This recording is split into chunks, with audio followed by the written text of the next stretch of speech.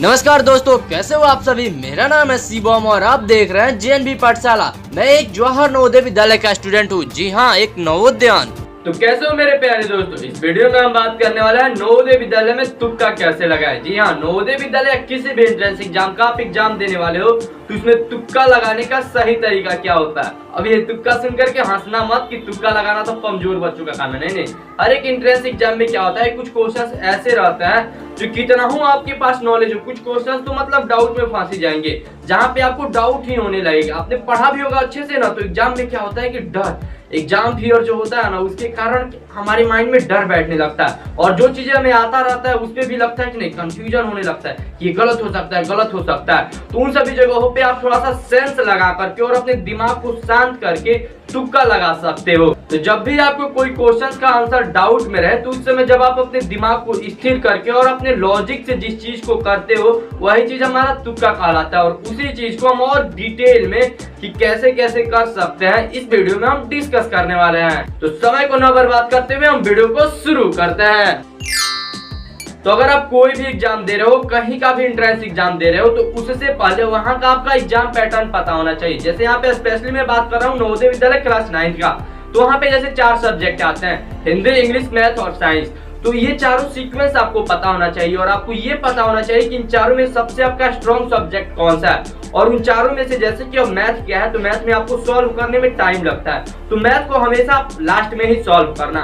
और जितने सब्जेक्ट बचे, अब जैसे आपके पास साइंस का क्वेश्चन है तो साइंस में कुछ ज्यादा लॉजिक नहीं है, बस आप पढ़े, आपको खट से पता चल जाएगा कि आपको आंसर आता है कि नहीं, पता है कि नहीं। आपने हिंदी ग्रामर सेक्शन देखा, आपको पता चल जाएगा, इंग्लिश देखा, पता चल जाएगा।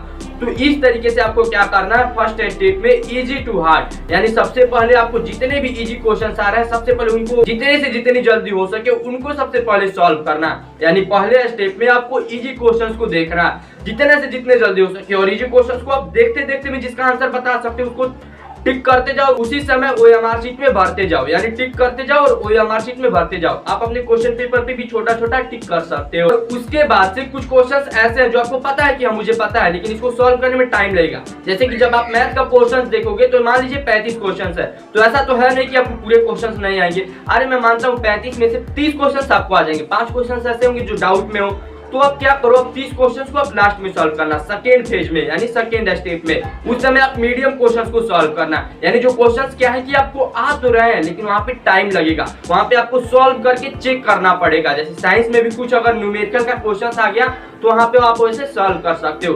तो उस टाइम पे आपको मतलब थोड़ा सा लॉजिक लगा करके और थोड़ा सा अच्छे से अपने फॉर्मूले से बैठा करके और उसको अच्छे से सॉल्व करना है। लास्ट स्टेप में हार्ड क्वेश्चंस आता है। अब उसमें क्या होता है, आपका सबसे हार्ड क्वेश्चंस रहेंगे, कुछ ऐसे क्वेश्चंस रहेंगे जो कि आप सॉल्व कर लोगे, आप उसमें थोड़ा बहुत दिमाग लगाओगे, देखोगे, क्वेश्चंस को 1-2 बार पढ़ोगे तो आपके माइंड से कुछ ना कुछ आंसर आ जाएगा। कई बार क्या होता है कि मतलब आप क्वेश्चंस को पकड़ भी लेते हो कि क्या पूछ रहा है, लेकिन अब मैं मान लेता हूँ कुछ ऐसे क्वेश्चंस है जो आपको बिल्कुल ही नहीं आ रहा है। अब आप क्या करोगे, तो वहां पे हमारा काम आता है तुक्का, यानी गेसिंग सेंस, कि आप कैसे गेस कर सकते हो कि इसका करेक्ट आंसर क्या है।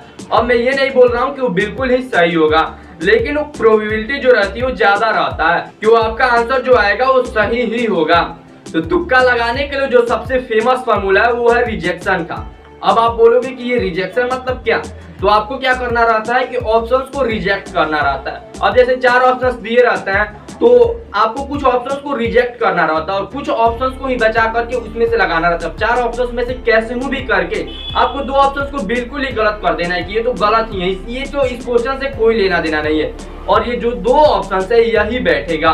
तो इस तरीके से जब आप क्वेश्चंस देखोगे, क्वेश्चंस को कई बार पढ़ोगे, क्वेश्चंस को जो वर्ड दिया रहेगा, जो चीजें दिया रहेगा, डिजिट दिया रहेगा, अंक दिया रहेगा, उन सभी को जब ऑप्शन से रिलेट करोगे, कुछ ना कुछ चीजें कहीं ना कहीं से लिंक करोगे, तो आपको पता चलेगा कि इसका ये ऑप्शन तो होगा ही नहीं, ये तो मतलब बिल्कुल हमें कंफ्यूज करने के लिए दिया है, तो उसको आप गलत कर सकते हो।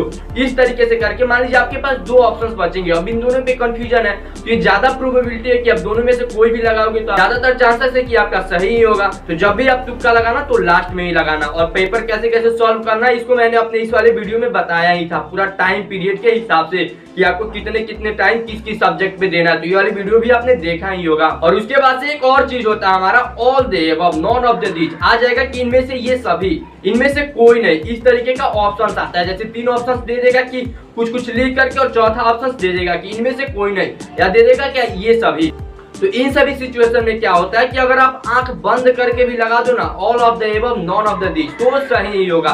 क्योंकि ज्यादातर कंडीशंस में, ज्यादातर 80% कंडीशन में यही होता है ऑल द एबव और नॉन ऑफ द दीज। तो वहां पे अगर आपको कोई क्वेश्चन डाउट में और वहां पे all the above none of the these दिया है, तो उसको आंख बंद करके उसी को ट्रिक कर देना, वो बिल्कुल सही होगा।